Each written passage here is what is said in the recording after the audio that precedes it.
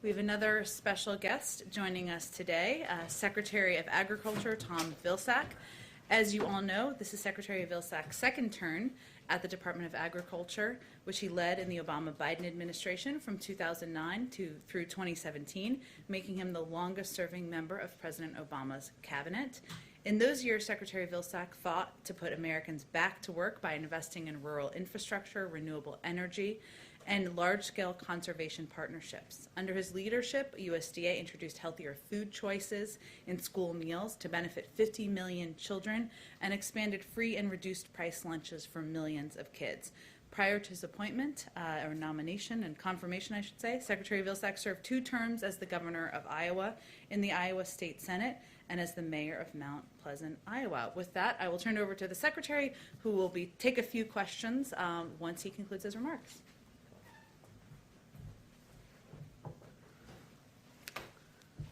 Jen, thanks very much. It's certainly a pleasure to be here today with all of you. I'm here primarily to talk about food and nutrition security, and you may think that that is just about food and nutrition security, but in fact it's about a lot more than that. When you understand that 25% of America's workforce is directly or indirectly impacted by the food and ag industry, that it represents a significant percentage of our GDP, that educational achievement is somewhat dependent on youngsters having healthy and nutritious food as they begin their school year and school day, and the fact that it is a noted effort at reducing poverty, food and nutrition security becomes an important issue. And certainly we've seen the impact of that during the course of the pandemic. When the American Rescue Plan was enacted, hunger in the United States was at 14% of our population, which was an incredibly high number. Today, as a result of the investments under the American Rescue Plan, we now know that hunger has dipped to 8% of America's population. That's a remarkable drop in a 6-month period. It is a result of extending SNAP, as we did in the American Rescue Plan, creating a summer EBT program that will institute opportunities for nearly 30 million children to have access to nutrition during the summer months, increasing our commitment to WIC, and basically making a down payment, if you will, on hunger reduction. We have the opportunity over the course of the next several months, as Congress considers the American Job Plan and the American Family Plan, to cement those results and to actually build upon them. There are 3 key investments for nutrition and food security in the American Families Plan. First, we are going to make permanent this incredible and historic effort to feed kids during the summer months. There are, as I said, nearly 30 million American children who are in free and reduced lunch status in schools. At the end of the school year, there is no program other than a summer feeding program, which impacted and affected several million of those 30 million children. Now we have the opportunity to provide each one of these families with a card that looks like this. This is the summer EBT card that's available. It allows parents the opportunity to go to the grocery store, as they do with their SNAP card, and be able to purchase additional fruits and vegetables and other wholesome food for their children, ensuring that 30 million kids will have the opportunity to have nutrition during the summer, which means that they'll be better prepared to begin school ready to learn in the fall. We're also extending, with this effort, the opportunity to impact free school meals in high-poverty school areas by focusing on the community eligibility program that essentially identifies the ability of a school district where SNAP participation is roughly 40% to extend free meals to everyone in that school.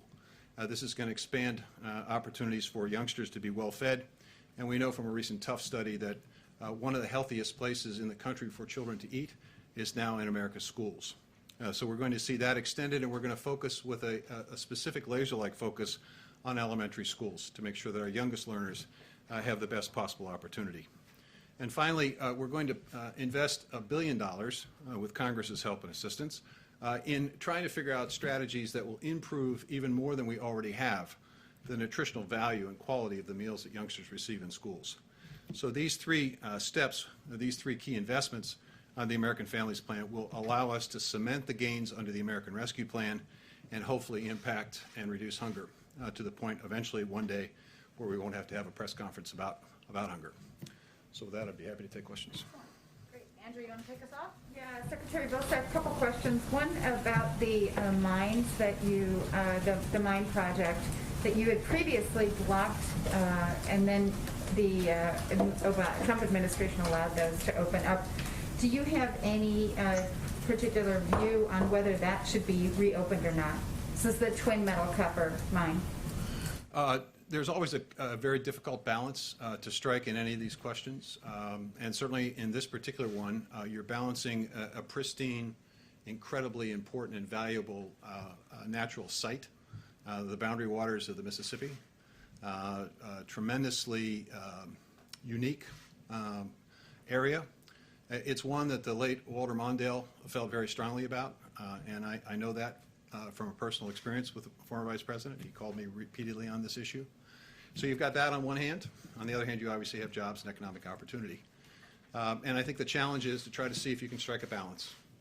And that's what we attempted to do in the previous administration, and I don't see any reason why we should change that calculation, trying to find the balance between preserving a pristine area and at the same time looking for ways in which job growth, economic growth can take place in rural areas. And that's what we're going to attempt to do.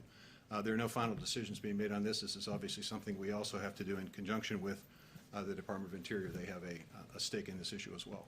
Alex? Oh, I just want to get to a bunch of people and he has limited time, so go ahead, Alex. Sure. One way of increasing SNAP benefits is by reforming the Thrifty Food Plan.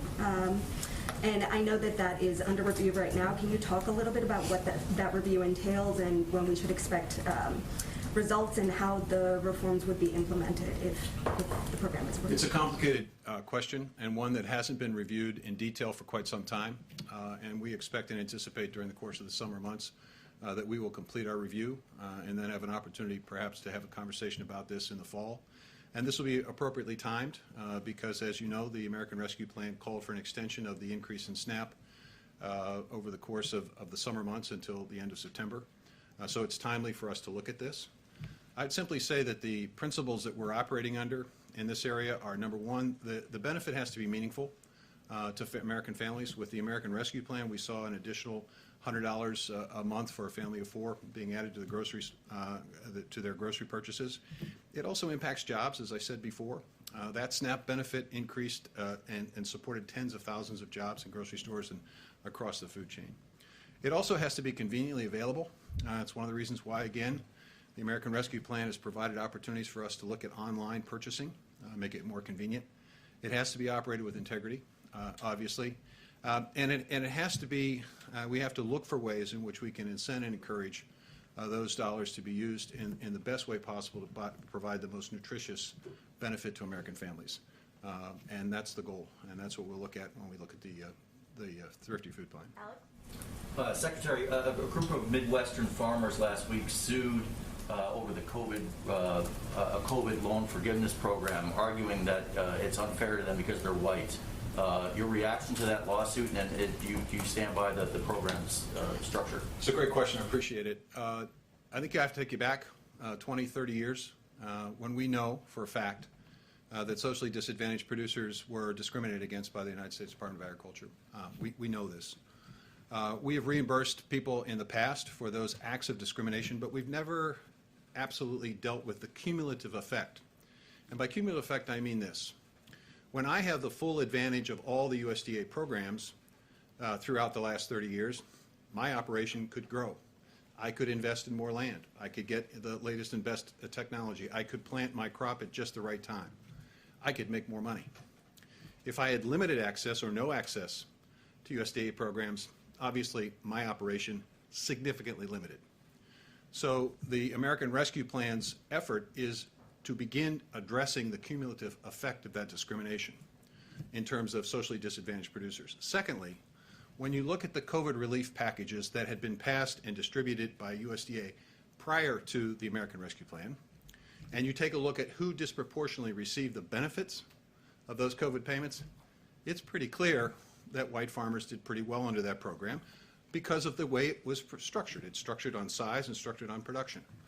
So I think there is a very legitimate reason for doing what we are doing I think it has to be complemented with additional steps, which the American Rescue Plan provides, an equity commission to take a look at whether or not there are systemic barriers that need to be removed at the department, and also taking a look at how we might be able to create better technical assistance, better access to land, better access to markets for socially disadvantaged producers and for local and regional food production.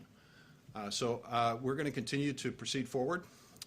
Understand that litigation is going to be what it is, and we'll obviously have the Department of Justice and others do what they do.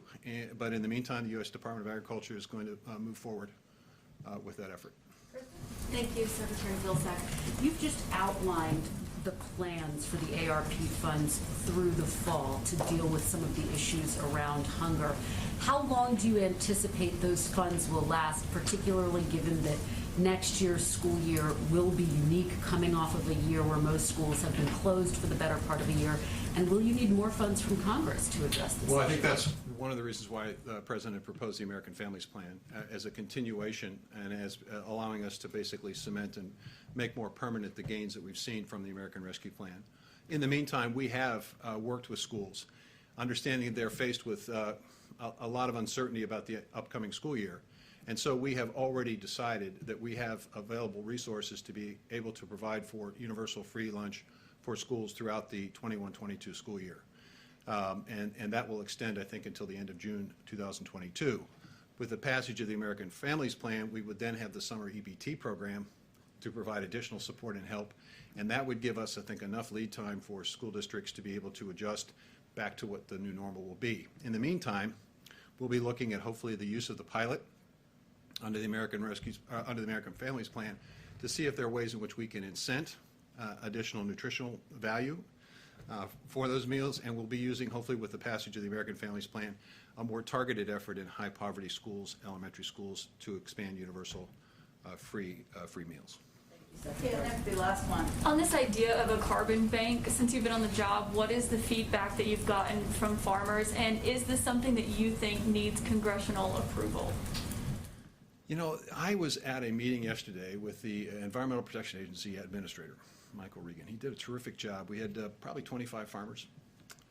I was very pleased with the level of support and interest that the farm community has for ways in which they can be engaged in this effort to reduce emissions and to be engaged in this climate effort.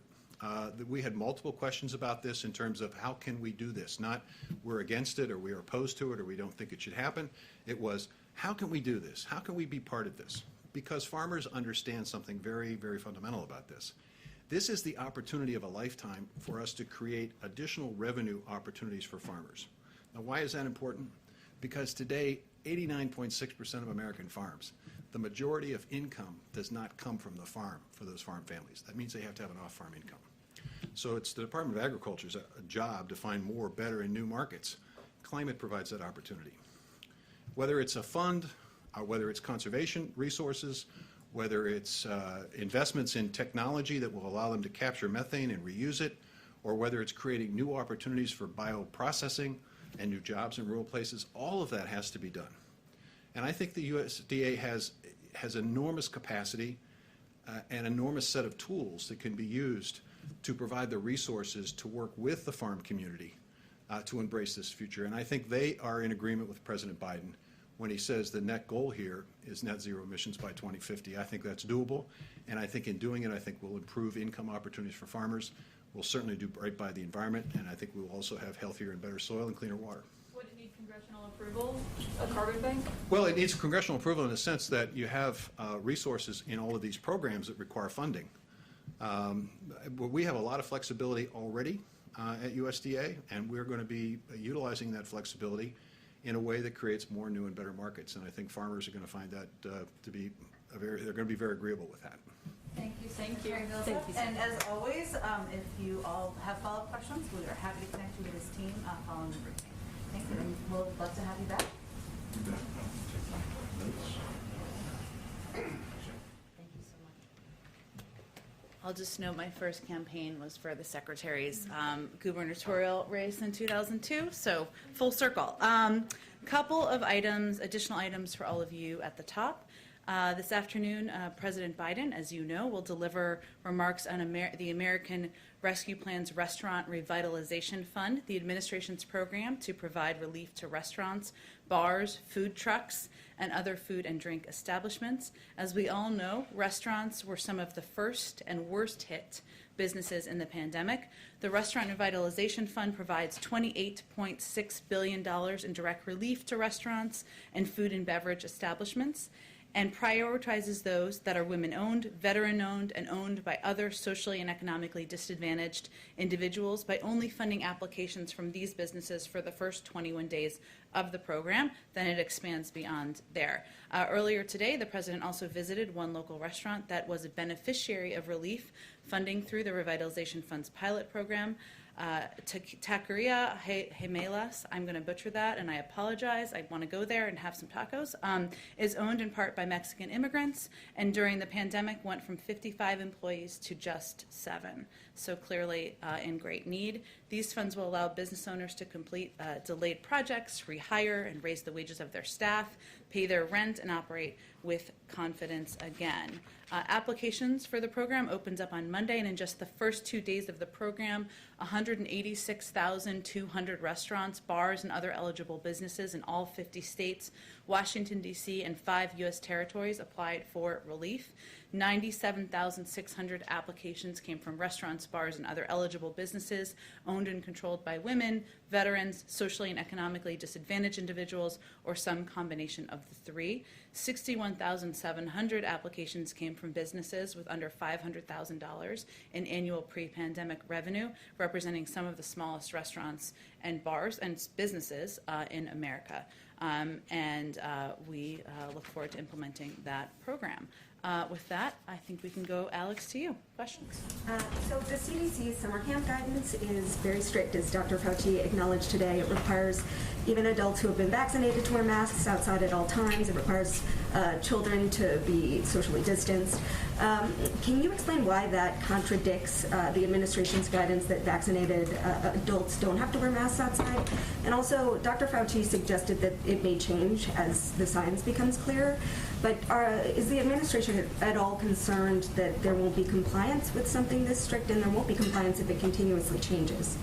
Sure. Well, first, I think everyone can expect that the guidance will continue to be updated and will continue to change. And I think as a parent myself of kids going to summer school, summer camp, don't tell them I said that, I would welcome that. And there's no question what the CDC is trying to do is provide guidance to the American public, to parents, to families that they can trust, that they know is reliable, based on medical experts, doctors, based on data on how they can feel safe.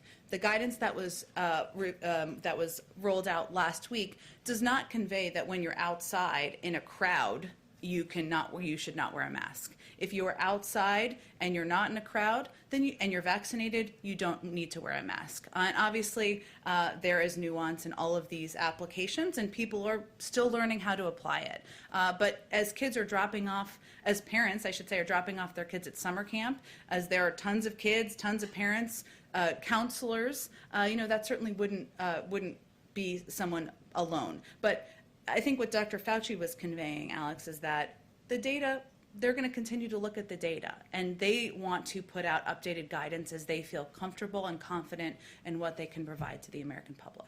And there's a new evaluation of the American Families Plan out by the Penn Wharton budget model, and they found actually that the plan would increase the deficit and fail to grow the economy as much as President Biden has claimed. And so is there risk in the long term that the president might not be able to fully deliver on what he's promised economically? Well, first, let me say we strongly disagree with the analysis, as do other independent experts. According to an analysis out this week from Moody's, GDP in 2030 will be more than $700 billion higher than it would be without the Jobs and the Jobs Act, the Jobs Plan, and the Families Plan.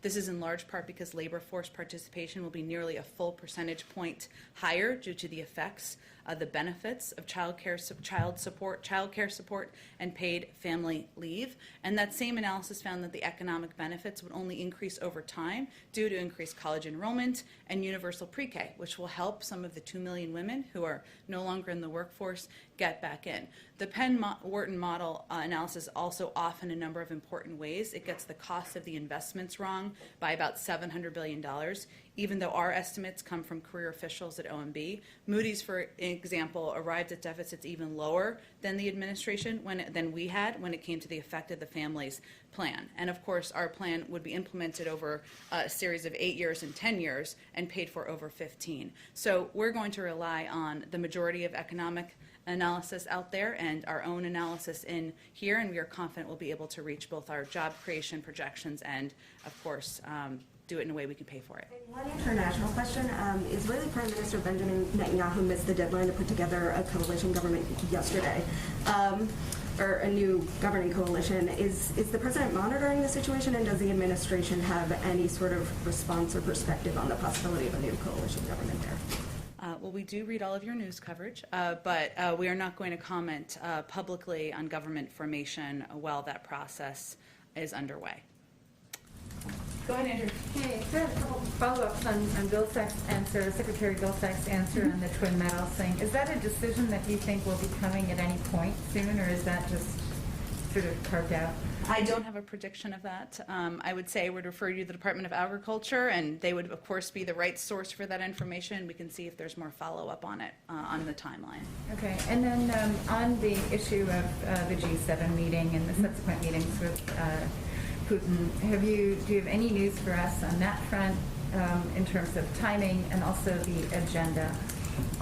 Not quite yet. As soon as we have details or any confirmed details of timing, location, date, participation, we will of course share that with you, and I would expect we wouldn't have more specifics on an agenda if and when we have it confirmed until much closer. And then just one more on my favorite topic of the WTO. Oh, I don't know which one it is. Okay.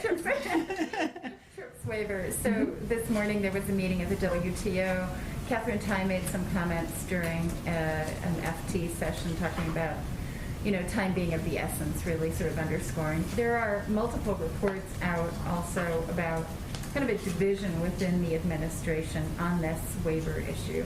Can you just really walk us through what your perspective is on this and why? So that there's so many people in institutions and organizations now really putting pressure on President Biden to back this waiver. Well, I think it's important first to just take a step back and remind everyone that the president spoke about his support for this type of a waiver back during the campaign. But we are running a process. We have been running a process in the administration that includes all stakeholders in the administration. And he is somebody who has welcomed people of different views. He wants to know the details. He's a details guy, and he wants to dig into the pros and cons and all of the considerations for any decision. As we look at this decision, what we're really talking about, I know you know this, Andrea, but for others, we're really talking about the U.S. position as it relates to the WTO process, right? And that process will take a series of months and requires a unanimous point of view to move forward. So what the consideration now is the U.S. position. Our objective overall, as we look at this decision, is how can we provide as much supply in the most cost-effective way to the global community? And clearly there are steps we've announced, we're in the process of taking. Providing 60 million doses to the global community once we have that available that are AstraZeneca doses. Earlier this week, Pfizer announced they'll also be sending doses or manufacturing doses for the global community. And we're going to continue to work with our partners. I expect we'll have more. Now that the WTO meetings are underway, we'll have more to say very soon on this. Are you concerned about setting a precedent that could be, so even if India and South Africa narrow the proposal, which is apparently something that's going on, and maybe you could confirm that that is your understanding. Even if that proposal is narrowed, are you concerned that you're going to be setting a precedent that could harm U.S. companies in the future? Which is what, we hear from U.S. industry. Well, clearly as these decisions are weighed, we take intellectual property incredibly seriously. We also, though, are in the midst of a historic global pandemic, which requires a range of creative solutions, and we're looking at it through that prism. It I'm sorry, Jen, I just want to be very clear. It sounds like you're pushing us or leaning toward some kind of a waiver of some kind. I'm not trying to give you an indication. That obviously would be an announcement or a decision that would be recommended by the USTR, and a decision I would expect that would be made by the USTR. But what I'm trying to give you an understanding of, which I think was your question, is what the considerations are in the thinking and I decision. think a decision will be made. Soon. Go ahead. I have questions on a couple of different topics. The first is on the debt limit. Is the White House concerned about being able to avoid a government shutdown and raising the debt limit, considering the Treasury is unsure how long it can use the extraordinary measures it has? And what's the White House's strategy for pressuring Congress to agree to raise or suspend the debt limit, or are you leaving that to Treasury to figure out? Well, first, I will say that on the issue at hand, raising or suspending the debt ceiling does not authorize new spending. Sometimes, I'm not saying you're confused about that. Some people sometimes are. It merely allows Treasury to meet obligations that Congress has already approved. So certainly they would be in the lead, as they have historically been in most administrations, on making that case. We expect Congress to act in a timely manner to raise or suspend the debt ceiling, as they did 3 times on a broad bipartisan basis during the last administration, including the same year that the former president signed into law tax cuts that added $2 trillion to the deficit. So we certainly expect they will move forward, that this is something that has been done in a bipartisan basis. Democrats and Republicans have called for it in the past, and that's what we'll be advocating for. Senate Minority Leader Mitch McConnell said this morning, when asked about kind of the issues within his own party, that, quote, 100% of my focus is on stopping this new administration. And he touted kind of the unity within his caucus, from Susan Collins to Ted Cruz. Are you concerned that it will be difficult to work with Republicans when you have these kinds of statements coming from their leader? Well, I guess the contrast for people to consider is 100% of our focus is on delivering relief to the American people, on getting the pandemic under control and putting people back to work. And we welcome support, engagement, and work with the Republicans on that. And the president has extended an open arm to that. The door to the Oval Office is open. He's invited Senator Capito to bring a group of her choosing to the White House next week. And we think there is opportunity for agreement to deliver on relief to the American people. One quick question.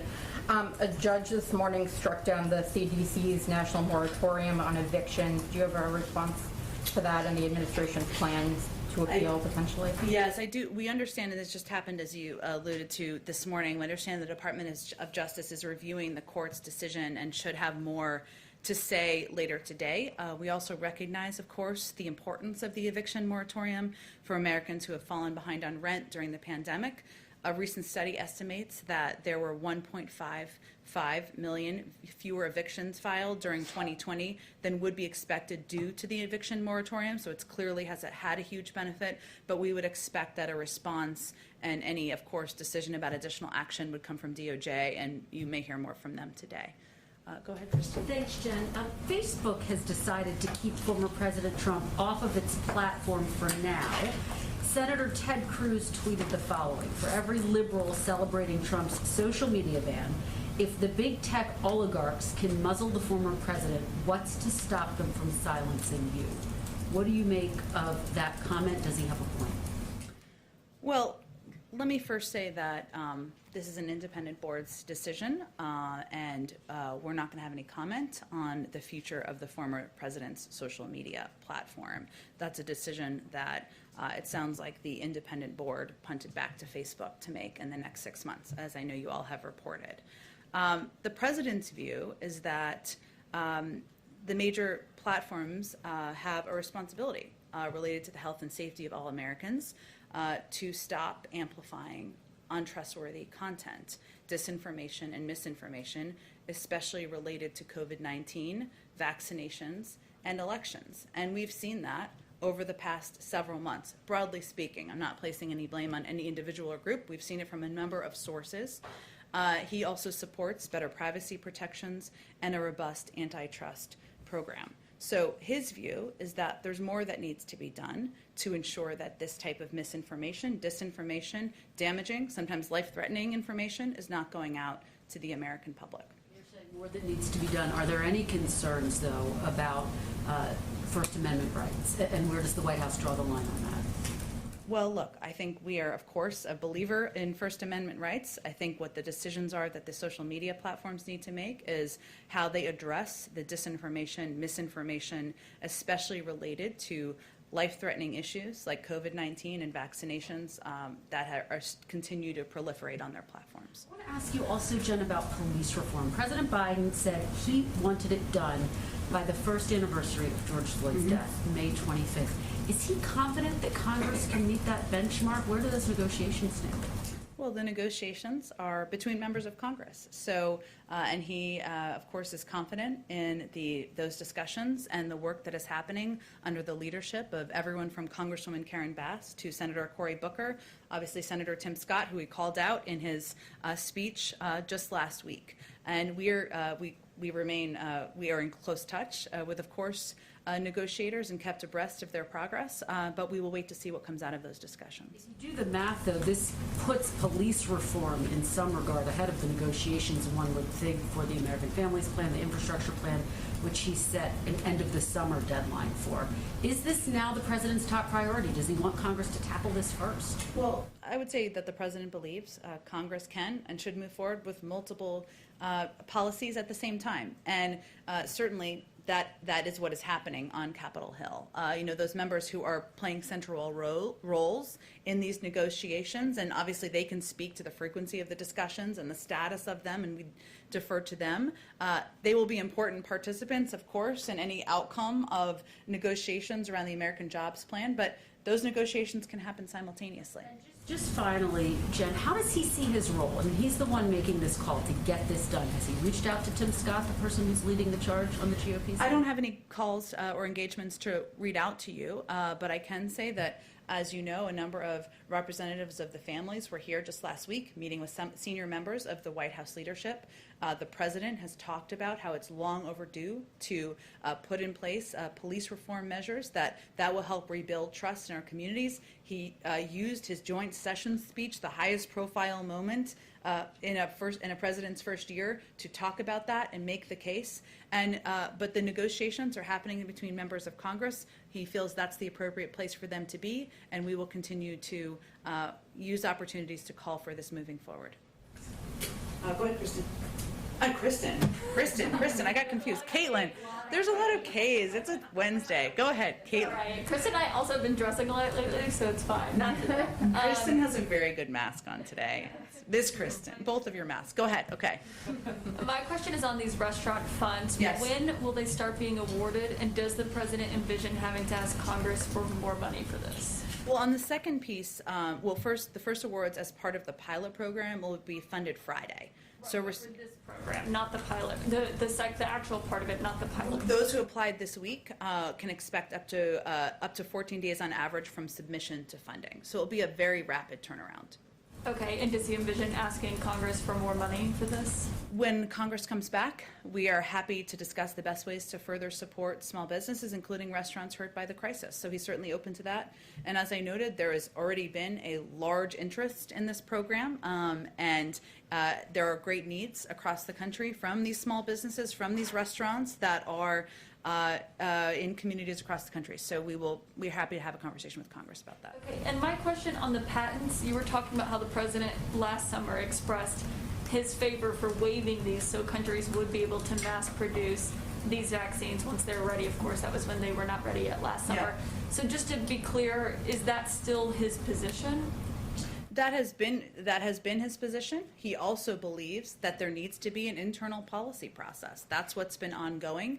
The recommendation, the appropriate process, the recommendation to come from the USTR, and then any announcement about a decision would come from USTR. And that's how government should function and should work. And as and I noted in response to Andrew's question, there are of course considerations, but we're also in the midst of a global pandemic, and our objective is to getting as much supply out into the global community as quickly as possible in the most cost-effective manner as we can. But what Did he communicate to Catherine Tai, his trade representative, before these meetings with the WTO on this are underway?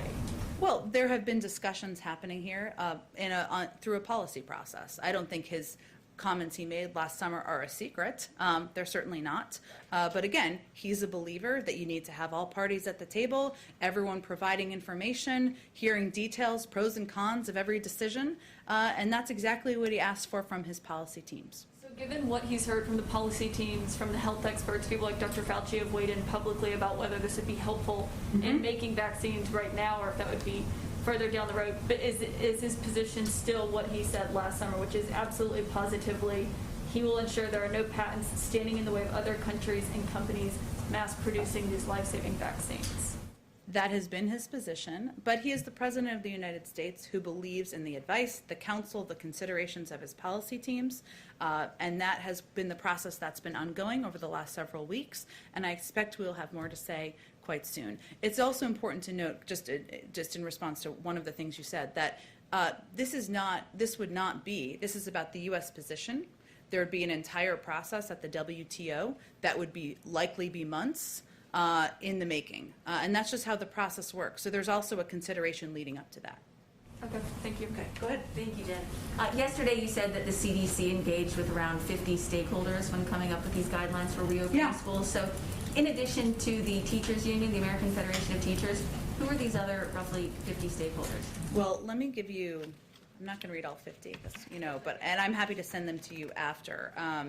But just as an example, while I find this lengthy list, they include the YMCA, they include the Council of Chief State School Officers, the National Association of School Nurses, the National Governors Association, Big Cities Health Coalition, Autism Speaks, Council of Great City Schools. So there's a range of organizations, and as we were talking about yesterday, the objective is to have a better understanding of implementation, how it would work, and ensure that these guidelines can be implemented and they would not provide harm to the communities that they would be impacting.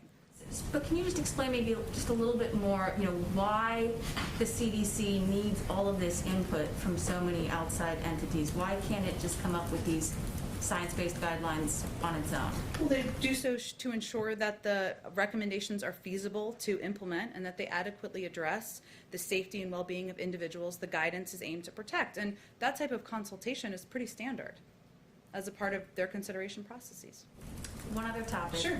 Right now there is a huge Chinese rocket in outer space that's going to be crashing down to Earth likely on Saturday, and nobody knows exactly where. It'll likely be in an ocean, but it could, or pieces of it could, come down over a populated area, and this isn't the first time that China has knowingly allowed something like this to happen. So does the White House condemn this kind of repeated reckless behavior from China's space program?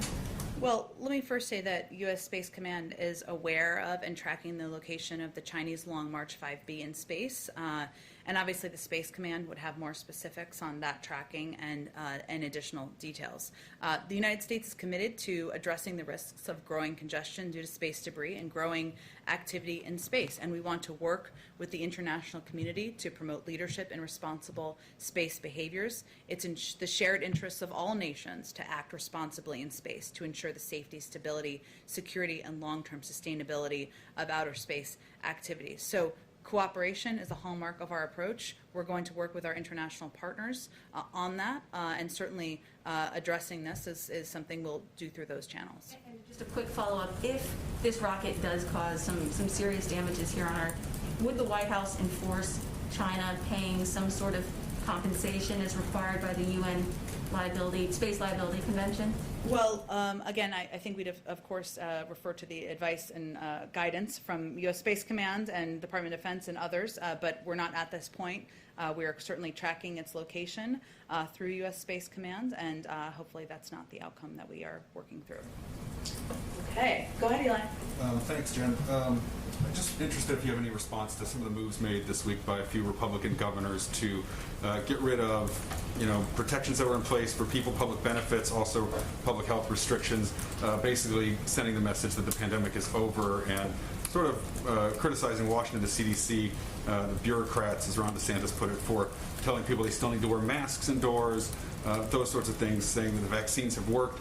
How are you trying to thread that needle by celebrating the progress of all the people who have been vaccinated and keeping these things in place, and also trying to keep people from viewing this through a political lens? Any outreach to any of these Republican state officials about the message they're sending, and any response to them from the podium? Sure. Well, first, we not only do a governor's call every single week with governors from across the country, from red states and blue states, to talk about implementation, any changes we're making to allocations, as we talked about just yesterday. But we also have regular engagement with governors and local officials about where the public health guidance is going, questions they have, and even sometimes challenges they have in their communities. Our position from the federal government continues to be that the public health guidelines are in place to keep people safe, not just governors and leaders of states, of course, but people in communities, families, kids, people who are in vulnerable populations, and that we'll continue to communicate that from the federal level, even as governors are pulling back their implementation in some places where it might be premature.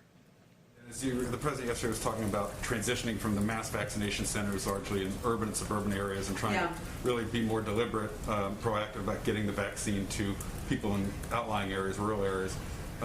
Is there any concern about having enough vaccinators to reach people in those areas? Will this mostly be run through local pharmacies, or is there going to be a similar effort to authorize different people in sort of medical fields to be able to administer vaccines? Well, we did take that step some time ago to expand the type of individuals who are qualified to be vaccinators, because early on we recognized that it wasn't just about supply, it was also about locations, and obviously, as you alluded to, we've made some changes and adjustments, but also about vaccinators and ensuring that a larger group of individuals, dentists, veterinarians, others, could also be eligible to do the vaccine and get it into people's arms, because we want to ensure that in a range of communities across the country, there's a range of options for people who can do exactly that. So that's not a concern that we are tracking at this point in time, a lack of, because we did a lot of work preparing for those needs.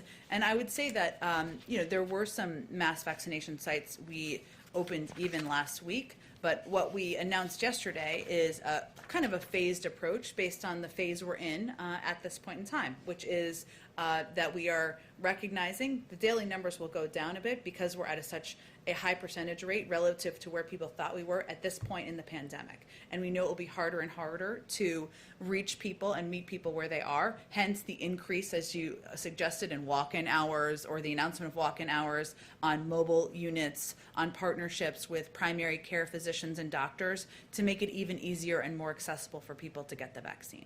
Just one more on tomorrow on the trip to Louisiana. So far, the president has mostly traveled to states that are, competitive swing states. Louisiana is obviously a red state, but has been impacted by COVID. Except for Texas and Ohio. Well, okay. But, there's been a lot of travel to some of these states. Can you just talk a little bit about the takeaway that people should have when they see the president showing up, in deep red Louisiana tomorrow, and the issues that he wants to draw attention to? Sure. Well, first, the president, when he was elected, knew from day one he was going to govern for all Americans, and that was going to be his objective. And so even if it's for people who didn't vote for him, for states who didn't vote for him, his focus is on delivering for them. So tomorrow he'll make 2 stops in Louisiana.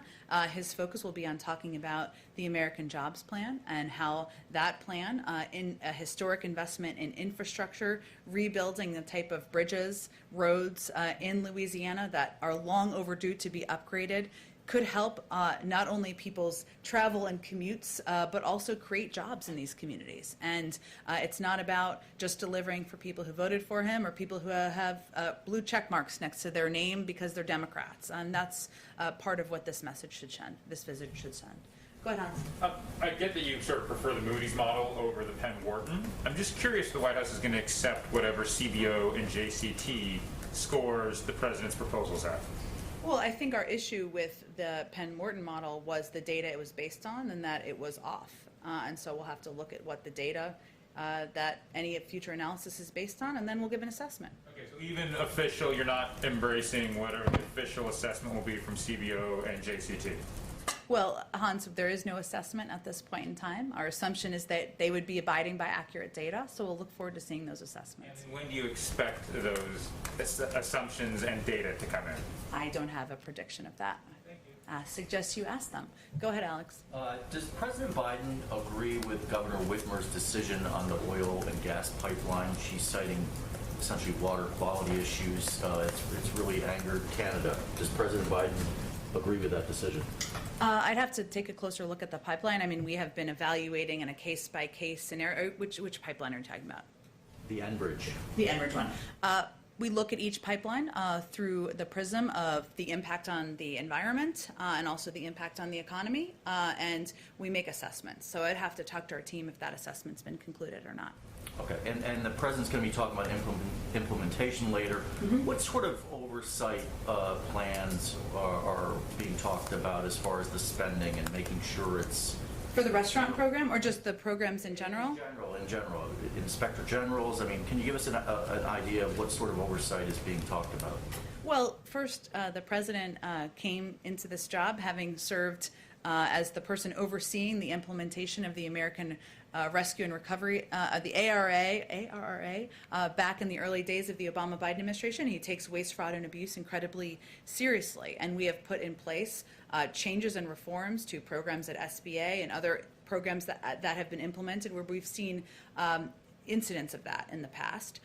It's also why he has somebody, Gene Sperling, overseeing the American Rescue Plan implementation to ensure there is coordination across government, that we are tracking where we see issues, and certainly he's somebody who welcomes oversight and wants to do everything we can to reduce any waste, fraud, and abuse in these programs.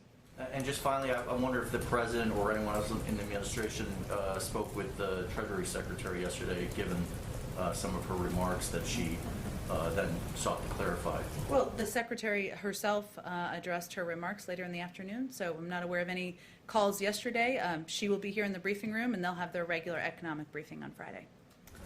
Go ahead in the back. So I want to talk about climate for a second. The president had said in his executive order in January that he would call for a green procurement plan for the federal government, and part of that was about buying electric cars. The deadline for that plan was April 27th. Do you know what the status of it is and why the delay? I don't have an update on the status. It is something, as you noted, he talked about early administration. He is absolutely committed to, but I'm happy to check with our team and see where our report on that lives. And I also want to ask, does the Biden administration have a timeline at this point for issuing pardons and commutations? I don't have any previewing of that to provide, and probably won't from here. Go ahead in the back. Yes, is the Los Angeles Mayor Eric Garcetti under active consideration to be the ambassador to India or any other country? I don't have any personnel announcements or assessments to make here from the podium, but hopefully we'll have some more formal announcements on ambassadors soon. And the Tokyo Olympics are 12 weeks out. At what point does the president need to make a decision about his attendance? His attendance? And what factors are delaying the announcement? Well, I think the president and his team assess any invitation as it comes in, but 12 weeks is some period of time. I don't have any updates or predictions on whether or not he'll travel or accept the invitation made to attend the Olympics. Go ahead. Thanks, Jen. Two questions. First, on the large sports arenas that are beginning to allow for fully vaccinated fans in special sections. Both Citi Field and Yankee Stadium in New York have made those announcements, and I know there are some others. Does the administration think that that is a good approach for sports teams to take, and maybe other large event venues? And are there any concerns about equity when it comes to access to facilities, particularly those that were built with some public money in some cases, I'm sure, when it comes to people who may not have been able to get vaccinated yet? Well, first, everyone in the country is eligible to be vaccinated, and certainly at this point in time. So we are, and we, as we've noted here, have taken a range of steps to ensure we are meeting people where they are, getting these vaccine doses out to communities around the country. In terms of an assessment of the safety of this approach by sports teams, I'd have to talk to our COVID team about that. And I think it's unlikely we're going to be weighing into every private sector decision about how they're moving forward once people are vaccinated. But I will check with them on that. Okay, and then the other question, if I can follow up on the debt limit question just a little bit. Sure. Does the president have a position on whether or not the debt limit itself should exist at all, considering every couple of years we go through this question of what are the extraordinary measures and how much extra time do we have, and we know at the end of the day that it's going to have to get raised or else we're going to have some sort of economic calamity. Does the president have a view on the question more broadly of whether or not there even should be a debt limit? Well, first, raising or suspending the debt ceiling doesn't authorize new spending. It merely allows Treasury to meet obligations that Congress has already approved, right? It has been the case for many years, and there have been bipartisan votes to support. So, the president does believe that Treasury should be able to meet its obligations and believes that Congress should move forward in a bipartisan manner, as they have historically in the past, including 3 times during the prior administration. Go ahead in the back. Thanks. On the G7 trip, is there any advance on whether the president will meet with the Queen? And separately, has the president or the First Lady been in contact recently with Prince Harry? I don't have any more trip details. Who among us wouldn't want to go see the Queen? But I don't have any details to preview at this point in time. I expect as we get closer to the trip, we'll have more specifics. And I don't have any calls or engagements with Prince Harry or Meghan Markle to read out for you with the President or the First Lady. One follow-up, is there a timeline on an announcement for the British ambassador? A timeline? I don't have a timeline for that. Any names or anyone under consideration? No names to float out there for you. Hopefully we'll have some more ambassadors soon to announce. When you say soon, will that be before or after he makes his decision on going to the Olympics? I can't order for you, Hans. There's just so much excitement to stay tuned for around here. So we'll see. Okay, thanks everyone.